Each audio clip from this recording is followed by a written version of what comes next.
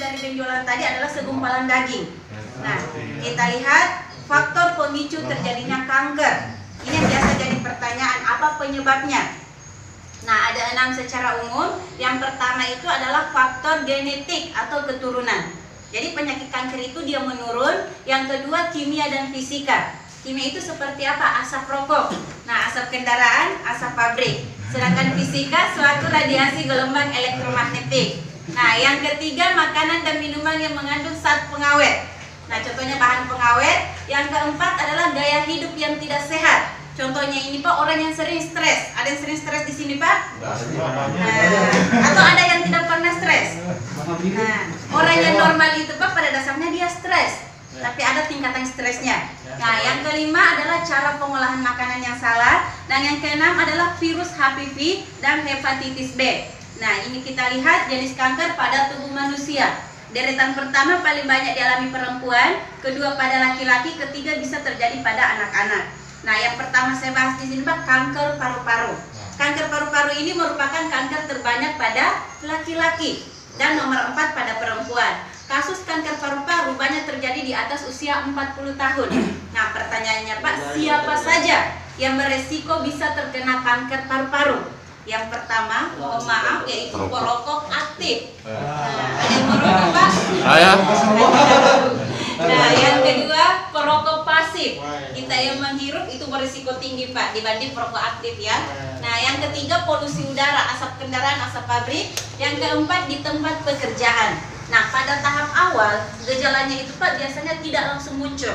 Jadi ada gejala tertentu, contohnya adalah orang yang sering batuk-batuk, apalagi batuknya berkelanjutan hingga mengalami namanya batuk darah. Yang kedua, selalu merasa kehabisan nafas atau nyeri pada dada.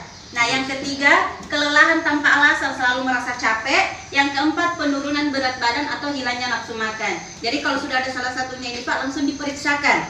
Nah, contohnya seperti ini adalah kanker paru-paru. Nah, ini yang sudah terkena kanker, kalau masih bersih itu Pak seperti ini, masih warna putih. Nah, yang kedua saya bahas adalah kanker serviks. Sebenarnya ini Pak khusus pada ibu-ibu, tapi tidak apa-apa Bapak tahu supaya bisa infokan ke ibunya. Nah, ini ada 3 tempat atau 3 titik yang rentan terkena kanker pada perempuan. Yang pertama, wanita yang beresiko terkena kanker di leher rahim, yaitu wanita yang sering bergonta-ganti pasangan. Yang kedua, wanita yang melakukan seks bebas atau seks di bawah usia 16 tahun atau menikah dini. Yang ketiga, wanita yang tidak pernah menjaga kebersihan alat kelamin. Nah, yang kedua, wanita yang beresiko terkena kanker di badan rahim, yaitu wanita yang tidak pernah melahirkan. Yang kedua, wanita yang menstruasinya terlalu dini. Dan yang ketiga, wanita yang terlambat menopause, sudah usia 50 tahun ke atas, masih haid dan obesitas. Nah, yang ketiga, wanita yang terkena beresiko kanker di indung telur, yaitu penggunaan pil KB. Jadi mungkin ada istrinya Bapak menggunakan pil KB, boleh, tapi kalau bisa jangan lebih dari 5 tahun. Nah, yang kedua, mengkonsumsi obat-obat yang meningkatkan kesuburan. Yang ketiga, tumbuhnya tumor di dalam indung telur, yaitu miom dengan kista. Mungkin kita sering mendengar Pak ya, di mana miom sama kista itu berbeda. Kalau miom itu daging tumbuh, kalau kista itu gelembung berupa cairan darah sama nanah. Nah, jadi di sini ada contohnya kanker pada perempuan. Nah, ini perbedaan rahim yang normal dengan rahim yang ada kista pada perempuan. Nah, ibu ini seperti orang hamil, tapi isi dari perutnya itu Pak kista. Ini pun kista yang mencapai 40 kg. Nah, karena kista itu semakin hari dia semakin berkembang, dia bisa pecah. Nah, ini yang 8 kg, sedangkan ini 4 kg. Jadi kalau kista itu seperti dibentuknya, kalau miom itu segumpalan daging yang tumbuh. Nah, ini salah satu pasien yang terkena karsinoma vulva.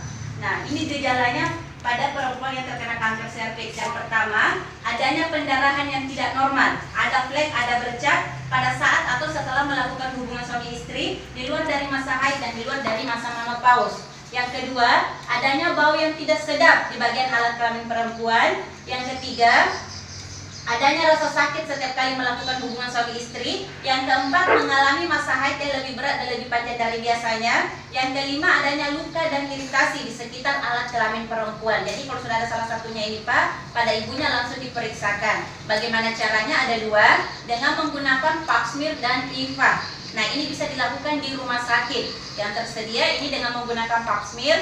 Kalau IVA bisa dilakukan di puskesmas, itu dengan menggunakan BPJS secara gratis. Nah, jadi seperti ini maka keluar hasilnya. Kalau masih normal warna merah muda, kalau dia berubah warna menjadi putih berarti dia sudah terinfeksi aktif dan yang sudah terkena kanker. Nah, selanjutnya yang ketiga adalah kanker prostat.